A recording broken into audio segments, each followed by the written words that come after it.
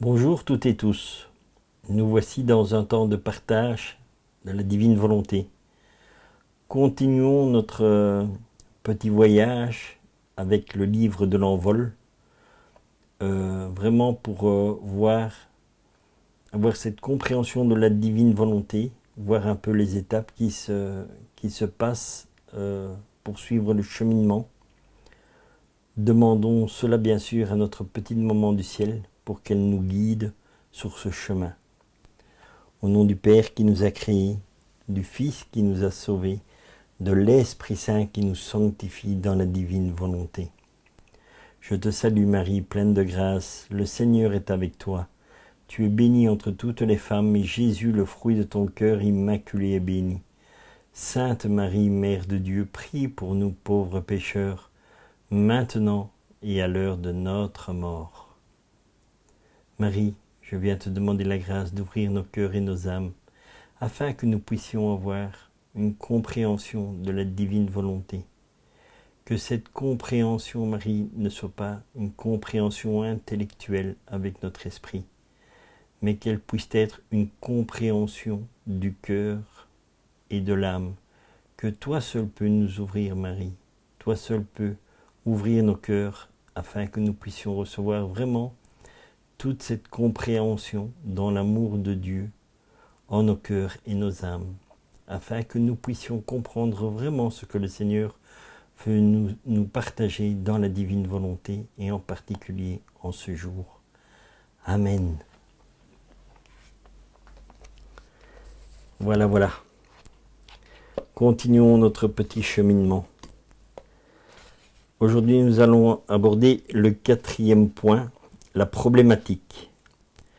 Le Seigneur compare l'évolution de la vie dans la divine volonté comme la formation du jour du divin fiat, comprenant 4 temps principaux: l'aurore, le début du jour, le midi et le plein après-midi. Et ça, on peut trouver au tome 35 du 7 novembre 1937.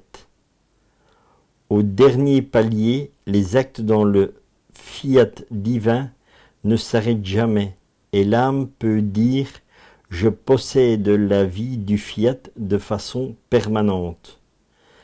Et ça, nous trouvons au tome 28, au 16 juillet 1930. Or, selon nos observations, la plupart des adeptes de la divine volonté se situent généralement au midi du jour ou encore l'avant-midi, mais sans avoir atteint le plein après-midi, à cause de la position alternante entre la volonté humaine et la volonté divine.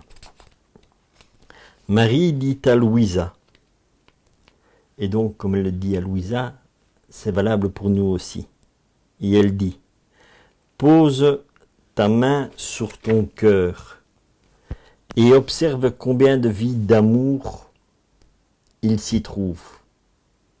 Cet amour propre secret se trouble à chaque petite contrariété. Ces petits attachements pour les personnes et les choses, cette lassitude à faire le bien, cet agacement causé par ce qui n'est pas à ton goût. » Voilà, et ça c'est vraiment bien dit, bien expliqué, que la Vierge Marie nous dit, voilà, les choses qui nous empêchent vraiment d'être pleinement dans la divine volonté. L'amour propre secret. C'est vrai que quelque part, on a toujours, mais ça c'est vraiment dans notre humanité, c'est cet amour propre donc, que nous avons. Le trouble à chaque petite contrariété. Et oui, et combien de fois je le constate pas non plus quand il y a des frères et sœurs qui m'écrivent en disant voilà, je suis pas d'accord avec ça ou ça. Et malheureusement, c'est triste parce que ce qui nous contrarie, c'est ce que Jésus nous enseigne. Donc Jésus nous enseigne quelque chose, mais nous ne sommes pas d'accord avec lui. Donc vraiment, et c'est là aussi que nous créons nos propres croix. Parce que quand notre volonté ne va pas n'est pas en accord avec la divine volonté, eh bien voilà, c'est ça qui forme nos croix. Et tout ce qui est des contrariétés que nous avons, eh bien tout ça nous empêche vraiment d'entrer dans la divine volonté, comme on dit, de plein pied. Les petits attachements pour les personnes et les choses. Voilà, je suis attaché parce que j'aime bien aller à tel endroit, j'aime bien rendre visite à mon ami qui se trouve là, ou j'aime bien, on peut aller prendre un petit café ensemble. Voilà, donc ça c'est des petits attachements personnels et des choses. La lassitude à faire le bien. Ça c'est aussi quelque chose que nous avons beaucoup de combats en cela.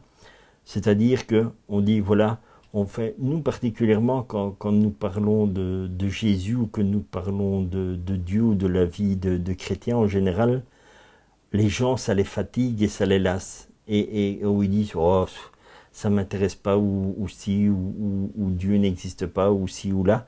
Eh bien, c'est vrai qu'à la longue, ça nous laisse, on dit, est-ce qu'il faut vraiment continuer à faire de l'évangélisation? Faut-il continuer à parler de Jésus alors que les gens, malgré les problèmes qu'ils ont dans la vie, ne veulent rien comprendre, ne veulent rien savoir?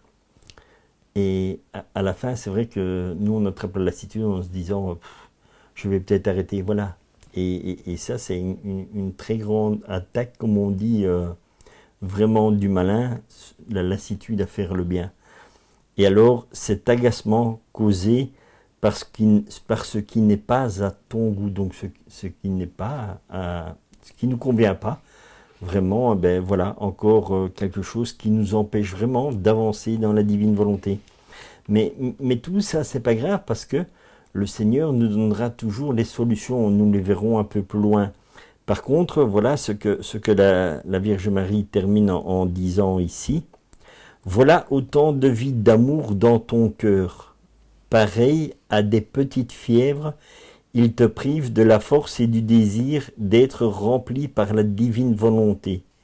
Maintenant que tu sais comment remplir tes vides d'amour, que dirais-tu si tu commençais dès maintenant à tenir compagnie à Jésus? Voilà donc aussi, c'est là qu'il y a quelque chose de très important et qui est vraiment extraordinaire dans la divine volonté avec le Seigneur, c'est que il nous montre tous nos vides d'amour que nous avons et il nous donne la solution. Donc la Vierge Marie nous donne cette solution dans la méditation. Et la méditation, vous pouvez le retrouver, c'est dans les 31 jours du mois de mai. Et là donc vous allez dans appendice 1. Là vous allez avoir donc tout le texte de l'enseignement que Maman Marie donne à Luisa Piccarreta. Et ce qu'elle donne à Luisa Piccarreta, bien sûr, est valable pour nous aussi. Donc voilà, je vous invite vraiment à aller lire ces passages-là et pour avoir vraiment cette grâce que la Vierge Marie va nous aider à combler tous ces vides d'amour parce que elle n'était que amour aussi. Et donc, comme c'est notre petite maman que Jésus nous a donné à la croix, eh bien, bien sûr qu'elle va nous aider à combler tous ces vides d'amour. Alors, ensuite, Jésus. Si tu savais ce que signifie la perte d'un seul acte dans ma volonté, tu perds un acte divin qui embrasse tout et tous, et qui contient tout le bien au ciel et sur la terre. Et cela, nous pouvons trouver au tome 17, le 1er décembre 1924. Donc voilà, ça ce sont les textes que le Seigneur nous partage en ce jour, que je vous invite vraiment à aller voir et à les lire, parce qu'encore une fois, la divine volonté, vous allez la vivre et la comprendre en lisant les livres, pas en écoutant les vidéos comme je vous partage ici. Ici, c'est un petit support pour les personnes qui découvrent la divine volonté et qui veulent cheminer. Mais vraiment, le plus important pour vivre dans la divine volonté, eh bien, c'est de lire les écrits. Donc ça, c'est vraiment le point sur lequel toute personne qui va parler de la divine volonté insistera toujours que c'est Jésus lui-même qui nous enseigne, c'est Jésus lui-même qui nous éclaire, surtout qui nous donne la compréhension de tout. Et Jésus agit selon notre niveau à nous, donc chacun individuellement. Et c'est là le cadeau extraordinaire que Jésus nous donne, c'est vraiment de dire, si tu veux partager ma vie, je viens auprès de toi. Et avançons ensemble. Voilà ce que le Seigneur nous dit, vraiment. Donc, et ce que je trouve ici, qui est quand même un peu extraordinaire, et qu'on voit que, en fait, tout est lié, puisque la divine volonté, c'est quoi? La divine volonté, c'est, au final, le triomphe du cœur immaculé de Marie. Et vous savez aussi qu'il y a donc beaucoup de personnes où il y a eu de grandes conversions pendant des années qui sont à Medjugorje, où la Vierge Marie nous donnait 5 pierres. Eh bien, quand vous voyez ici, la Vierge Marie, elle nous donne, c'est pas 5 pierres qu'elle nous donne 5 vies d'amour. Et donc par la suite, bien sûr, on verra comment est-ce que le Seigneur va nous aider justement à remplir ces vides. Donc vraiment, et à changer chacun d'entre nous. Donc, ne cherchez pas à réfléchir en disant comment est-ce que je vais faire ceci. Ne vous inquiétez pas, c'est le Seigneur qui agira en vous. La seule chose que vous devez faire, c'est donner votre volonté le matin au Seigneur. En échange, vous demandez sa volonté et que toute votre journée se passe dans la divine volonté. Que tous les actes de la journée se passent dans la divine volonté.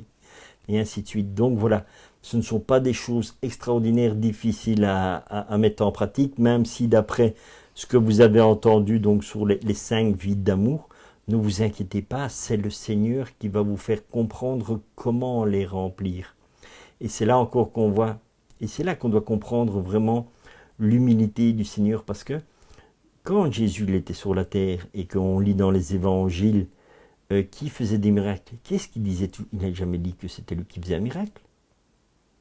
Jésus nous disait, il disait souvent, ta foi t'a sauvé, ta foi t'a guéri.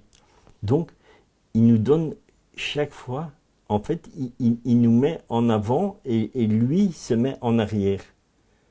Donc, il reste vraiment toujours dans l'humilité. Et dans la divine volonté, ici, c'est pareil. Le Seigneur sait les problèmes que nous avons, il sait comment les résoudre, mais il ne va pas nous dire comme ça, il va nous le faire comprendre dans nos cœurs. Parce qu'il dira par la suite, voilà, c'est toi qui l'as fait. Et en fait, au final, et c'est là où c'est extraordinaire dans la divine volonté, c'est de voir qu'en réalité, nous ne ferons qu'un avec Jésus, avec Dieu, avec la Sainte Trinité. Nous ne faisons qu'un. Et c'est pour ça que ce que Dieu nous donne, nous lui redonnons toujours, mais parce que lui nous l'a donné. Et on le rend dans la divine volonté, on rend grâce à Dieu pour les grâces qu'il nous donne.